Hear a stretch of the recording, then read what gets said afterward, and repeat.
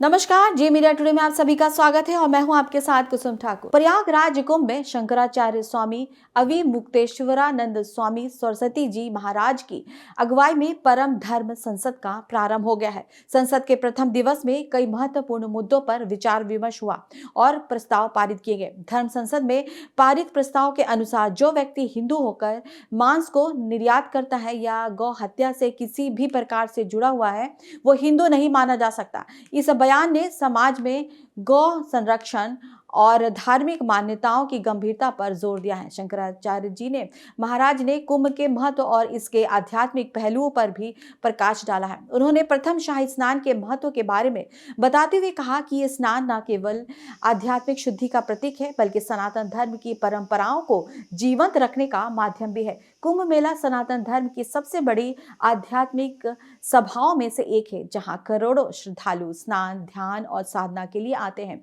इस बार प्रयागराज कुंभ में धर्म संसद का आयोजन इसे और भी विशेष बना रहा है। बताया गया कि परम धर्म संसद के अगले सत्रों में धर्म और समाज से जुड़े अन्य ज्वलंत मुद्दों पर चर्चा होगी। इसके साथ ही कुंभ में उपस्थित श्रद्धालुओं को मार्गदर्शन और प्रेरणा देने के लिए संतों और महात्माओं द्वारा प्रवचन और कार्यक्रम आयोजित किए जाएंगे। प्रयागराज कुंभ में आयोजित परम धर्म संसद इस बार विशेष चर्चा का केंद्र बन गई है। इस धर्म संसद में 11 प्रदेशों से आए गौ सांसदों ने भाग लिया, जो धर्म, संस्कृति और गौ संरक्षण से जुड़े मुद्दों पर गंभीर विचार विमर्श कर रहे हैं। धर्म संसद का आयोजन जिस पंडाल में किया गया है वो अद्वितीय है। इसे संसद भवन की तर्ज पर डिजाइन किया गया है। इसके साथ ही व्यवस्थाएं भी संसद भवन जैसी ही है, जिसमें अनुशासन, बैठने की व्यवस्था और विषयों पर व्यवस्थित चर्चा का ध्यान रखा गया है। उनको शासन प्रशासन तक पहुंचाया भी जाता है, उनका काम भी किया जाता है। जीवन में दो चीजें तो एक है पुण्य और एक है पाप। पुण्य कर्म के करने के कारण उसको सुख मिलते हैं, पाप कर्म करने के कारण उसको दुख मिलते हैं। और उसके जीवन में सुख दुख यही आ रहे हैं, जा रहे हैं।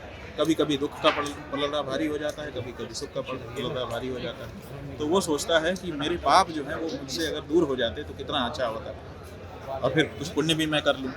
तो पाप को मिटाने के लिए हर समय वो प्रयास करता रहता है और हर समय पुण्य कमाने के लिए प्रयास करता रहता है, धार्मिक आध्यात्मिक रूप से। तो ये जो पाप को मिटाना और पुण्य को कमाना, ये जो हम सनातन धर्मियों की कार्यशैली है, इसमें ये कुंभ हमको बड़ी मदद करता है। क्योंकि इसमें माना जाता है कि यहाँ आकर के जो डुबकी लगाता है उसके जन्म जन्मांतर के, इसी जन्म के नहीं जन्मांतरों के भी पाप नष्ट हो जाते हैं। अभी के लिए बस इतना ही। देश और दुनिया की तमाम खबरों के लिए बने रहिए हमारे साथ और देखते रहिए जी मीडिया टुडे।